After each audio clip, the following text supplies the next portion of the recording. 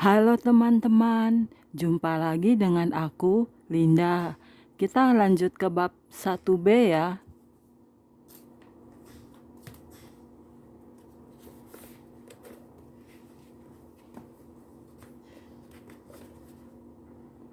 Oke, mari kita mulai. Allah kita dapat melakukan apapun.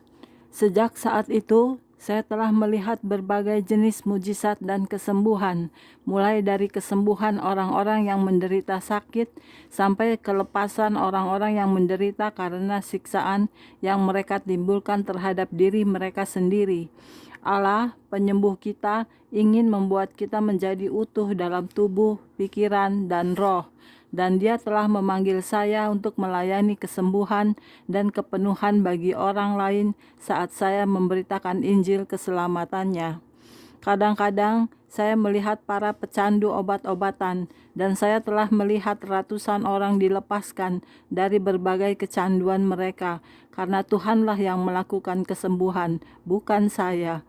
Saya menumpangkan tangan kepada mereka yang kecanduan terhadap kokain dan melihat Allah secara ajaib melepaskan mereka.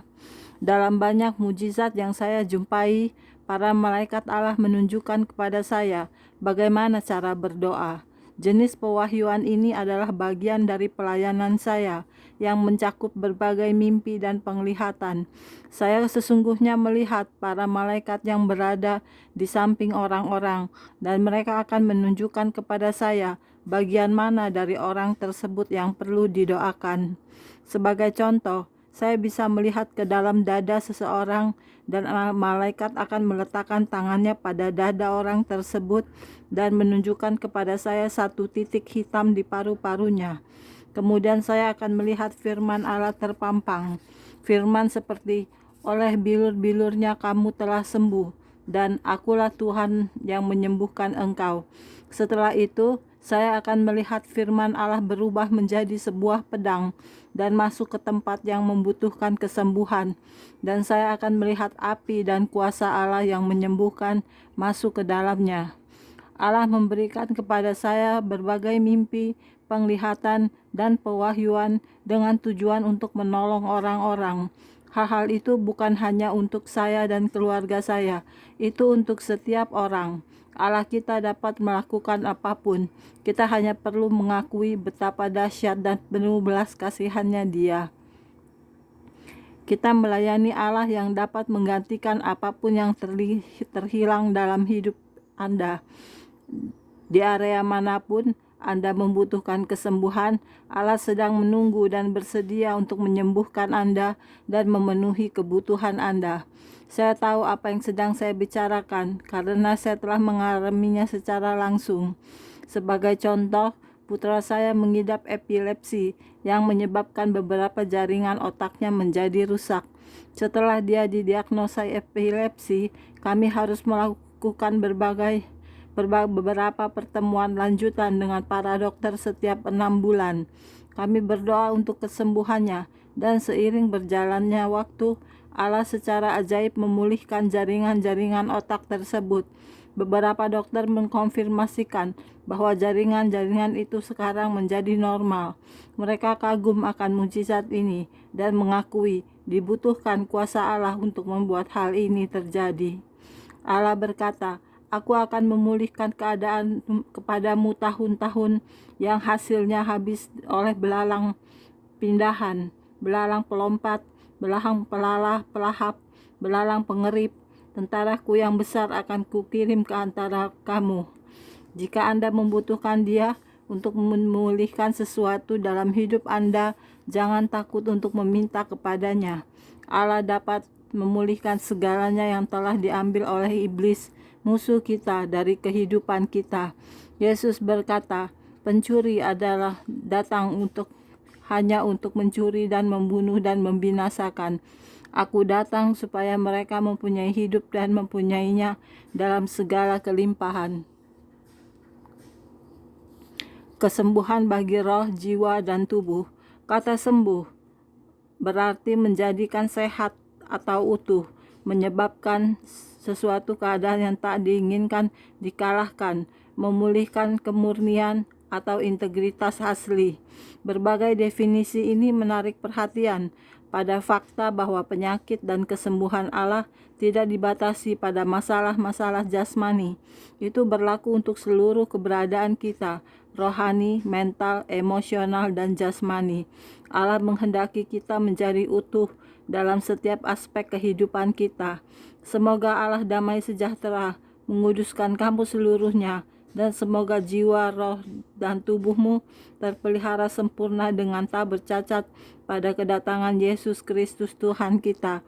Ia yang memanggil kamu adalah setia, ia juga akan menggenapinya.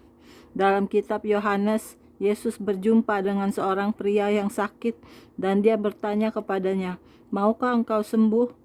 Dan pria ini sudah sakit selama 38 tahun dan tak diragukan telah menjadi begitu frustasi secara mental dan emosional atas bagian tubuhnya yang diambil alih oleh kesakitan fisiknya. Yesus bertanya kepada pria itu, apakah dia menginginkan Yesus untuk mengatasi kondisi itu dan membuat dia menjadi utuh. Yang selalu menjadi pengalaman saya adalah bahwa ketika orang-orang didoakan, mereka kadang-kadang menerima lebih dari satu jenis kesembuhan pada waktu yang sama.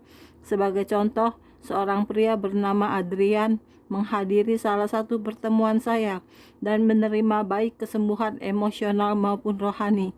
Dia duduk pada bagian belakang gereja karena punggungnya terasa sangat sakit akibat luka yang dia derita pada saat kecelakaan mobil beberapa bulan sebelumnya. Dia menuliskan surat kepada saya. "Setelah Anda menaikkan doa iman, roh kesembuhan dilepaskan dalam ruangan. Saya disembuhkan dari ketidakmauan saya untuk mengampuni kepahitan di masa lalu, masalah-masalah sinus, sakit punggung, dan atas segalanya. Ada kira-kira 5 gigi yang tumbuh kembali memenuhi mulut saya. Saya menangis seperti seorang bayi pada malam itu, tetapi saya meninggalkan kebaktian gereja dengan kedamaian, sukacita, kebebasan, dan kesembuhan." Alkitab menyingkapkan Allah sebagai penyembuh, bukan hanya melalui pengalaman-pengalaman pribadi orang lain dan kita sendiri, maka kita memahami kuasa kesembuhan Allah. Dengan kebenaran firman Allah, kita dapat mengetahui dengan pasti bahwa Dia adalah penyembuh kita.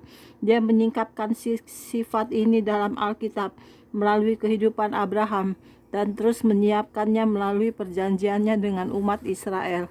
Perjanjian ini mencapai puncaknya dalam pengorbanan anaknya Yesus Kristus demi kita.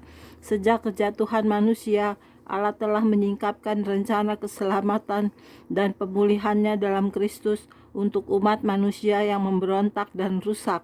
Rencana ini tidak hanya termasuk kebebasan dari dosa dan kematian kekal, tetapi juga kesembuhan bagi tubuh dan pikiran. Pewahyuan Perjanjian Lama dan berbagai manifestasinya. Di antara kesembuhan-kesembuhan pertama yang disebutkan dalam Alkitab, beberapa di antaranya adalah pemulihan Allah terhadap kemampuan wanita untuk mengandung anak. Istri kepala keluarga Abraham, Sarah, juga menerima kesembuhan dan mujizat berkaitan dengan kemampuan untuk memiliki anak. Setelah bertahun-tahun mandul dan ketika dia melewati usia normal untuk melahirkan anak, dia mampu untuk mengandung anak yang dijanjikan, Ishak, pada usia 90.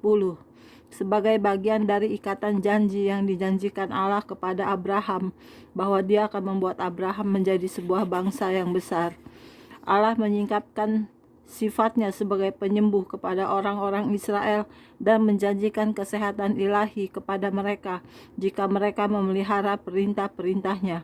Ketika Dia membawa bangsa Israel keluar dari perbudakan dari Mesir, setelah timbul 10 tulah kepada para penawan mereka, Dia memberitahu umat tersebut, "Jika kamu sungguh-sungguh mendengarkan suara Tuhan Allahmu dan melakukan apa yang benar di matanya dan memasang telingamu kepada perintah-perintahnya dan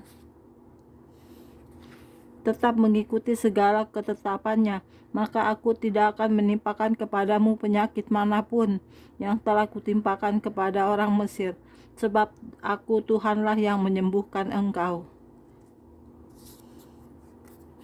Allah menunjukkan belas kasihannya bukan hanya kepada umatnya, orang-orang Israel, tetapi juga kepada orang lain yang datang kepadanya untuk mencari kesembuhan.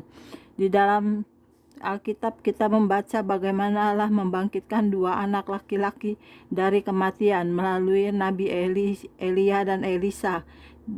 Kita membaca kisah tentang Naaman, panglima pasukan Raja Aram yang Allah sembuhkan dari kusta melalui Nabi Elia. Kitab Daniel mencatat kesembuhan ilahi yang Allah berikan kepada Daniel dan ketiga sahabatnya karena telah menghormati dia. Bahkan meskipun mereka ditawan di Babilonia dan menghadapi tekanan untuk memkompromikan iman mereka.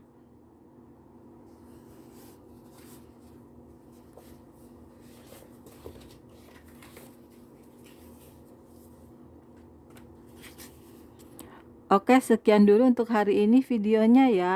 Kita lanjut ke video berikutnya. Jangan lupa subscribe ya. Terima kasih. Tuhan berkati kita semua. Amin. Bye-bye.